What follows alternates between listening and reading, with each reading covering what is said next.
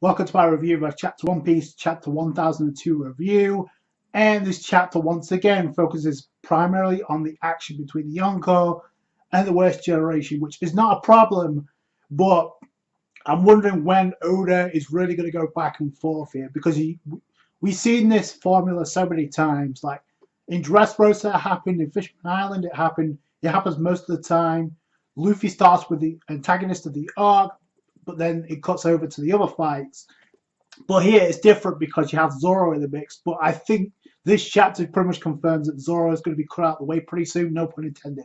Started off, and it was a great way to start the chapter with Rob Lucci on the cover page in this fan request, another fan request, with his pigeon feeding a bunch of other pigeons in a park. It's cool to see Rob Lucci there. But we go right into the action, and Kaido in his dragon form unleashes his wind scythes on the supernova, but it does. Law uses shambles because you immediately see Pop, and then you see Kid going with his punk vice, and he's like, Kid's dialogue, he doesn't care. It's like, oh, big deal, it's made of junk anyway. This is exhibit A of why Zoro's going to be cut out of the way. Look at Zoro's posture and his reaction, like, just doesn't care. He's like, boom, gets that one of the sides out of the way, and it cuts through one of the rocks in the background on a mountain. And you just see the panel of Zoro's face, like he's not messing around at all. Luffy comes in at the same time with Gama Gama no Kong rifle, which is pretty cool. And then Kid follows suit with Gibson Slam with his punk vice. That was a cool.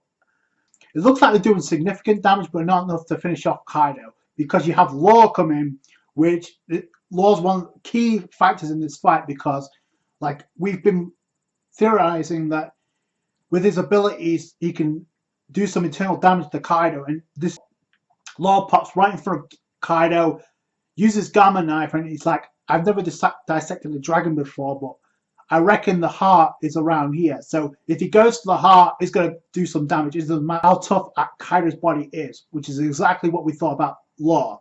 Zoro and Luffy can do the same damage because they deal internal damage with the Rio. At least Zoro will once he gets the hang of it. I think this chapter also confirmed that Killer also has Rio, because it is considered what we did. But Kaido's like, oh, you damn upstarts, so you can counter my durability. And I'm confused. It's like, did Kaido really think he can outlast the supernova just by going in his dragon form?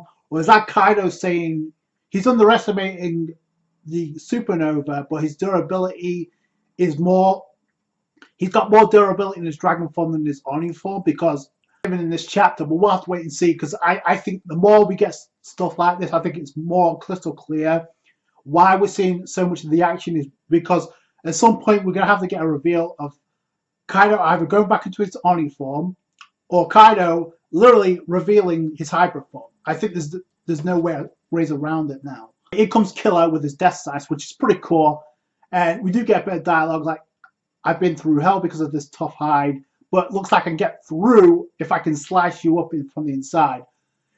With probably one of the coolest attacks I've seen, he uses Sonic Scythe on Kaido. You see the scythes grow in and out of Kaido like a spinning top, like a spinning blade. That's pretty cool. That's pretty badass. If you look at Kaido, it does do some damage. And there's a panel of Killer looking beastly. That was kind of hilarious to me for some reason. But then in comes Big Mom, can't stay out of the fight. Uses Indra. It looks like Killer's the first to go down, but I don't think he's staying down for long, just because of what he's been through alongside Kid.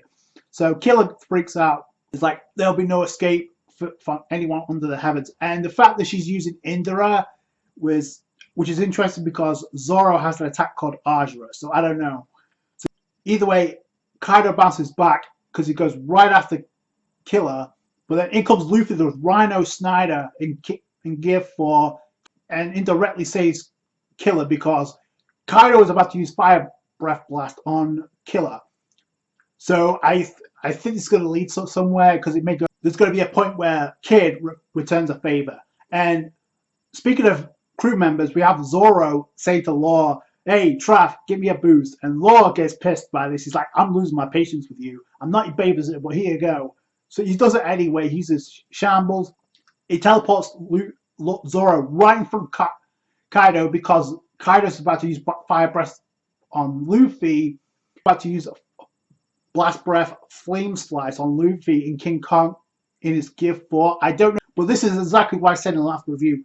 The reason that Zoro inherited the fire cutting abilities now from Kinemon to substitute for Kinemon, the fact that Kinemon will be the one to cut through fire, the fire attacks from Kaido. Here is Zoro.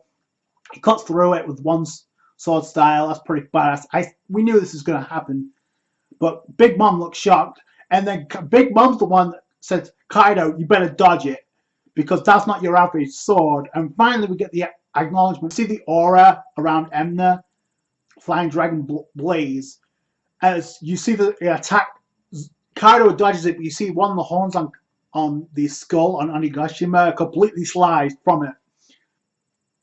Kaido acknowledges Zoro by saying, why is Oda's aura emanating from his sword? He doesn't know Enma, so that's kind of like, okay, that's Exhibit B. Zoro gonna be cut out of this fight pretty soon. And it looks like Big Mom actually attacks Zoro, Heavenly Dominion, Shinra's Wrath. So Big Mom's the one that actually steps up in this chapter. Zoro missed the target with Kaido, which is done by design, because even though Zoro's in this fight, Oda's not making it crystal clear yet that Zoro's going to have an impact on this fight. Like, it's done for a reason. Like I said, Zoro's going to have to get used to Enma before he swings that sword at Kaido. So it's going to come, again, not to beat a dead horse, but I expect King to show up, and if nothing else, pretty soon, because Zoro has to be tied up with someone. It's not like Zoro's going to have a 1v1 with Kaido immediately. So we know he's going to have a 1v1 with King at some point. Unless, at the same time, my question to you is, even if King does fight Zoro and it's a full-scale fight, my question to you is that a smart move? Because even after that, what's Zoro going to have left? With low difficulty, takes down King, and I hate to say that because I want to see Zoro in a full-scale fight, as well as the rest of the Straw Hats, but because what's Zoro going to have left? Because he needs the Haki to, like, control Enma. Crucial point in whatever happens in the final attack with Kaido. That's for sure. I think this chapter pretty much confirmed it. It's too soon for Zoro to swing at Kaido, so I understand why they did that. Big Mom interjects, and it's similar to what happened with Enel when he struck Zoro. Speaking of Enel, because Luffy tanks it and Big Mom's stunned by this. Why did that not do nothing to you? And Luffy's like, I made a robot, which is exactly the same way he countered Enel back in Skypiea, because he was made of rubber, so it doesn't conduct electricity. So all lightning attacks from Big Mom, and maybe even from Kaido, are null and void against Luffy. Luffy's like, you're going to pay for what you did to Zoro. So again, the attack landed on Zoro, but if you notice, Zoro looks like he's like getting his bearings and heading elsewhere. And that's the last time you see Zoro in this chapter. But Kaido uses Blast Breath on Luffy, goes right through it, and then ends the chapter. And then Kaido's like, what the hell is this? Is this a trick? Fire isn't effective either. And Luffy's like, nope, guts, Gama Gama no. Ends the chapter with Kong Gatling on Kaido, if used with Rio.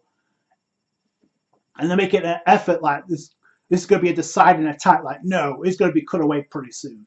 But yeah, this chapter was focused none other on the Supernova and the Yonko. Again, another chapter where that's been a focus, and because of that, I'm pretty certain soon, especially with what happened with Zoro and Killer, we have to cut away to other members of the Toby Robo fighting the Straw Hats. I think it's just common sense. This is the second installment of the Yonko versus the Supernova, and I have to say, it's living up to the hype. Like, holy crap. Like, I have to say, despite Zoro getting one of the biggest moments of the chapter, despite not nailing Kaido, I have to say the coolest attack was Killer by far. Like, I haven't seen anything like that, so that's pretty cool. I don't know if Killer's down for the count after Kaido's attack, but it could have ended up worse if not for Luffy, so I think that's going to be repaid back with Kid repaying a favor to Luffy at some point. I'm telling you right now, that wasn't done for no reason. Yeah, the Worst Generation got the hits on Kaido, but he still stands, and he's still tanking Luffy by the end of this chapter, which we've seen before, so I don't think it's too soon for Luffy to take down Kaido. So something's going to have to happen, and someone's going to have to get Big Mom out of the picture, because with her in the way, it's just not going to happen. So 2 Yonko is way too much. I said there's a reason why Big Mom's there, not just to fight the worst generation. There's a reason why she's on top of the skull dome right now. But like I said, I think out of Zoro and Luffy, Law's the other one that could do the most damage right now. Kid shows he can do stuff with his punk vice, but yeah, unless he can physically harm Kaido's body with Rio, it's not going to work out for him. So we'll have to wait and see where that goes. Like I said, very intense chapter, a very focused chapter on the action with the Supernova and the Yonko. It's not a problem. It's just surprising that Oda has stayed the focus this long, pretty much on this fight. Let me know what you guys think about that. All in all, it was a pretty decent chapter. That's going to do it for today, guys. Thank you so much for watching. Like the review if you did. Hit the thumbs up. I appreciate that. Subscribe, chat for more One Piece. Catch you guys later. Thanks, guys. Bye.